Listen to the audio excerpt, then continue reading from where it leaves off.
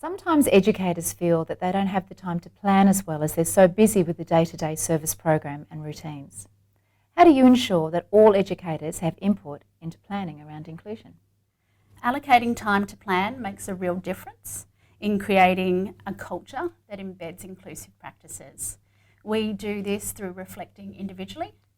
We take the time to do room meetings as well as an entire team to assess situations and plan accordingly.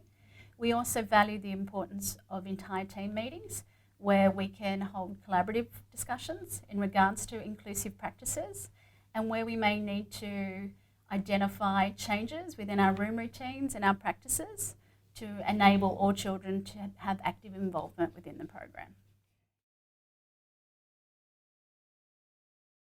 Can you explain how your Quality Inclusion Plan and Reconciliation Action Plan help to inform your Strategic Inclusion Plan? Our QUIP has been a key reflection tool for everyone. It allows us to analyse, assess and plan where we're at and where we need to make ongoing improvements and daily improvements to quality. Our reconciliation plan has been alive and well in the service for quite some time, so it was really for us an important step forward because philosophically and from a pedagogical focus, it was part of our day-to-day activities. So it was a real opportunity for us to include the children, our educators and our families in our reconciliation vision. In looking at those two separate documents, we actually found that they sit beautifully aligned aside our strategic inclusion plan, and it has allowed us to actually strategically look at what other barriers that we've had within our service, what action plans and strategies that we could put in place so that we have a continuous cycle of improvement. How do you use these three documents to ensure ongoing planning around inclusion? While each of these three plans are obviously individual documents, what I see is that they're actually a dynamic foundation for us to empower educators and to ensure that inclusive practices are part of our day-to-day practices.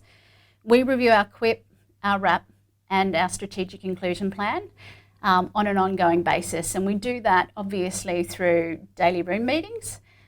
We review them in teams, in the leadership team, but as well as the entire team.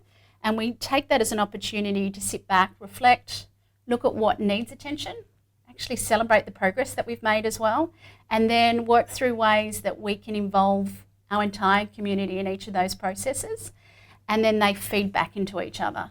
So they're alive, they're living, breathing entities about our practices day in, day out.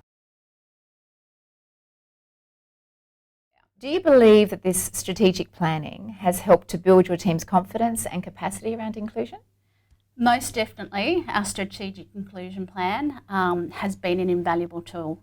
What I've actually seen is that it's actually allowed our educators to proactively plan, to be able to assess the situation, to understand the barriers, the strategies and some achievable action ideas into their day-to-day program, so that they actually have a sense of control in the environment as opposed to reacting and, you know, second guessing themselves, I think, at time, which is quite easily done in a chaotic early childhood environment.